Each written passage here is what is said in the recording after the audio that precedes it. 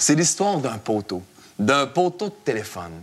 D'un poteau de téléphone comme tous les autres poteaux de téléphone, je veux dire un poteau de téléphone qui ne sait pas qu'il est un poteau de téléphone. Un poteau de téléphone situé au cœur d'une immense cité, qui fait sa job, son ouvrage de poteau de téléphone avec une inconscience merveilleuse, avec une involonté précise, qui transmet les appels de l'un à l'autre et de l'autre à l'un.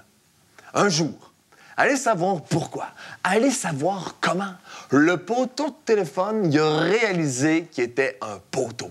Vous vous imaginez ce que ça leur représente dans la vie d'un poteau? Ah, lui, ça allait. Il était au cœur d'une ville, il était au courant de tout. C'était un poteau de téléphone cultivé.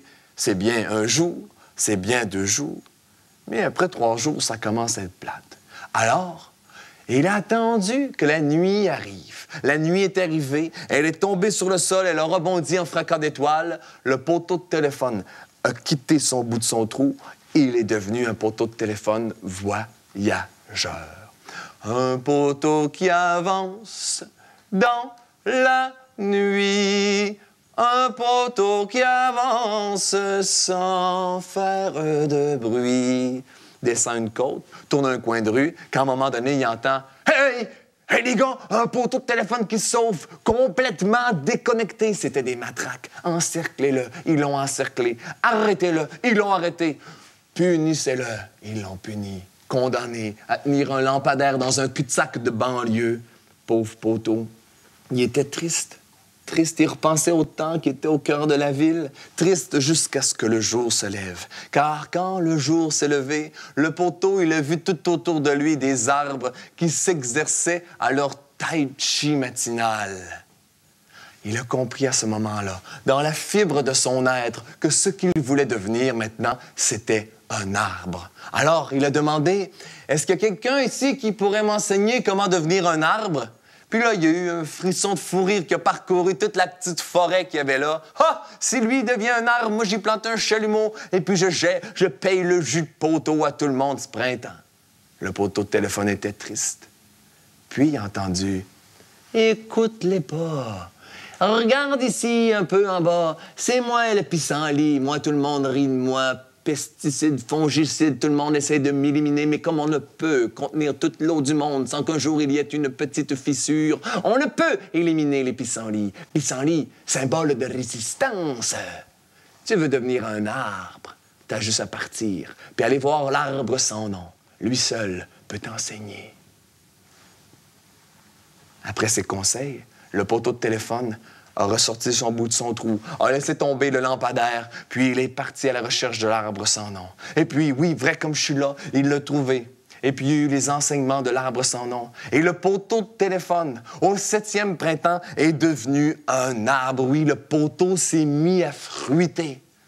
Mais hélas, à peine était-il devenu plein et resplendissant de tout son ramage, que la forêt dans laquelle il avait poussé était menacée d'une coupe à blanc. Alors il s'est révolté. Il s'est dit, mais nous, les arbres, on ne fait rien depuis des millénaires, on se laisse couper, mais il faudrait faire quelque chose, il faudrait se défendre. Puis à ce moment-là, il y a un grand pin blanc qui lui a dit, cesse de dire, il faudrait qu'on y fasse ceci, il faudrait qu'on y fasse cela, ou encore il aurait feuillu, embellifère autrement pour sauver nos fadrets.